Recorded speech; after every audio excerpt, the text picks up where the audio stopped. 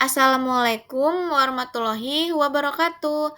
Aksi nyata coaching modul 2.3 bersama saya Endah Purbasari, CGP Angkatan 11 Kota Bekasi. Coaching Supervisi Akademik bersama Ibu Vika Floretasari, SMA Negeri 18 Bekasi. Selamat menyaksikan. Assalamualaikum, apa kabar Bu Vika? Waalaikumsalam, alhamdulillah sehat Bu. Ibu gimana Bu kabarnya? Alhamdulillah sehat Bu Vika. Sudah nyaman Bu Vika duduknya? Coba cari posisi yang nyaman dulu. Coba Bu ya, ya. kayak seperti ini deh. Iya, alhamdulillah kayak gitu ya, sudah nyaman ya. Saya juga sudah di ruangan ini, jadi kayaknya lebih fokus deh Bu. Nah iya, lebih fokus untuk berbincang ya. Iya. Oh begitu. Kita ngobrol santai-santai aja ya Bu ya. Siap Bu. Apa nih rencana pertemuan kita kali ini Bu Vika? Jadi rencananya gini Bu, saya tuh pengen curhat gitu biar menemukan solusi. Oh iya, curhatnya masalah apa ini Bu Vika? Masalah di pembelajaran sih Bu. Oh iya, baik. Sebelum curhat nih, kira-kira apa nih harapan Ibu dari obrolan kita kali ini? Saya berharap bisa menemukan solusi Bu dari curhatan yang saya sampaikan ke Ibu. Oke, Karena iya. saat ini tuh saya lagi bingung Bu. Gitu. Oh, pantes. Iya, Ibu sedang merasa bingung ya. Bingung kenapa ya Bu ya? Bisa ceritakan Bu apa yang membuat Ibu Vika bingung? Ya Bu, jadi saya mengajar di kelas 11. Di salah satu kelas itu ada yang merasa saya itu pembelajarannya tidak sesuai Bu. Gitu. Dengan tujuan pembelajaran yang sudah saya sampaikan gitu. Saya bingung Bu, apakah saya salah dalam saya melakukan pengajaran? Oh begitu, jadi Ibu bingung ya, kenapa dalam satu kelas itu tidak pernah tercapai tujuan pembelajaran ya Bu? Betul Bu.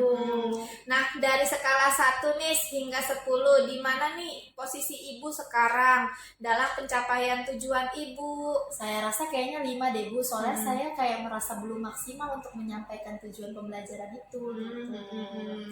Kira-kira Ibu ingin di posisi berapa nih untuk kemampuan menyampaikan pembelajaran sesuai dengan tujuan pembelajaran Ibu? Kayaknya sih pengennya saya di posisi angka 8 deh Bu. Insya Allah. Jadi saat mengajar apa nih yang Ibu lakukan sehingga tujuan pembelajaran pada salah satu kelas tidak tercapai? Jadi saya tuh melakukan semua pembelajaran itu sama Bu, tidak ada perbedaan. Saya membuat rencana pembelajaran yang sama untuk semua kelas. Tapi ada satu kelas itu Bu yang tidak pernah tercapai tujuan pembelajaran yang saya sampaikan. Saya di kelas seperti biasa mengikuti alur perencanaan pembelajaran yang sudah saya buat. Namun kadang-kadang proses mengajar itu anak-anak masih seperti kayak kurang paham gitu Bu. Nah, dengan materi yang saya berikan, apakah materi yang saya berikan ini terlalu sulit untuk mereka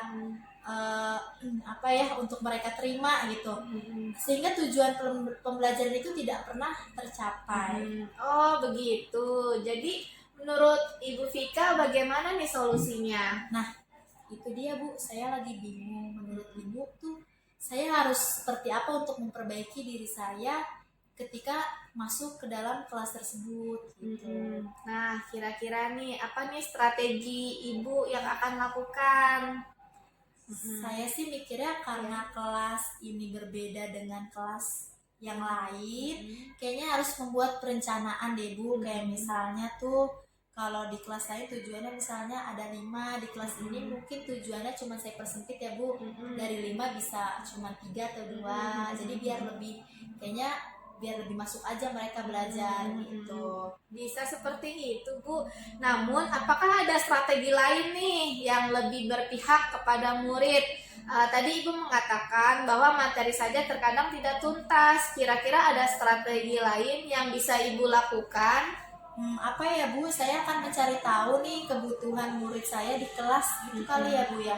Karena pembelajaran saya tidak memenuhi gaya belajar, minat belajar, dan profil belajar murid saya. Iya, ide yang bagus, Bu. Bagaimana cara Ibu mencari tahu kebutuhan murid itu?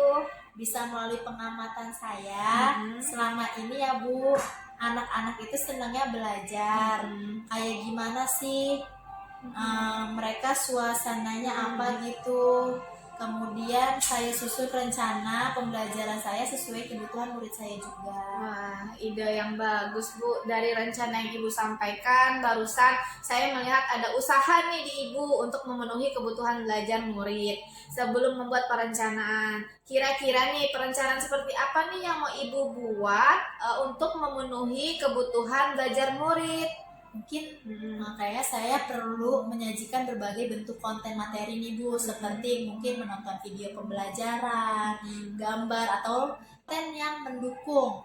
Jadi dengan seperti itu dalam prosesnya bisa saja nanti murid itu dikelompokkan dan anak-anak juga bisa saling berkolaborasi dengan temannya yang kurang paham, jadi nanti tutor sebayanya bisa saling memberi pemahaman. Iya, keren sekali Bu Vika. Saya rasa itu ide yang sangat bagus ya.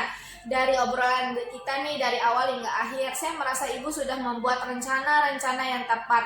Dari mulai mengurangi tujuan pembelajaran Ibu, kemudian mencari tahu kebutuhan murid Ibu dengan pengamatan, kemudian Ibu juga membuat perencanaan pembelajaran dengan berbagai konten dan tutor sebaya. Nah, kira-kira kapan nih rencana Ibu bisa diwujudkan? Segera Bu, saya akan laksanakan rencana yang sudah saya sampaikan. Kebetulan saya ada jadwal mengajar besok Bu di kelas 11 tersebut. Wah, pas sekali ya. Semoga Ibu bisa melaksanakan rencana yang sudah Ibu buat. Kira-kira siapa nih yang dapat membantu Ibu untuk menjaga komitmen ini? Saya akan meminta bantuan rekan saya Bu untuk mengobservasi pembelajaran saya dan memberikan saya umpan balik dari pembelajaran yang sudah saya lakukan. Wah, bagus sekali Cinta. Oh iya Bu, berarti besok Ibu ketemu dengan saya ya. Iya, besok saya akan supervisi Bu Vika ya, Iya. sesuai dengan itu. Tapi sebelum supervisi nanti saya akan coba RPP berdiferensiasinya ya, Ibu ya. Baik Bu, Oke, nanti terima saya kasih. akan berikan ke Ibu ya. Iya, untuk ditelaah terlebih dahulu. Ya, terima kasih Bu Vika. Iya, Semoga sama-sama. sukses besok kita Sama-sama, supervisinya. Ibu. Ya, assalamualaikum Bu Vika. Waalaikumsalam.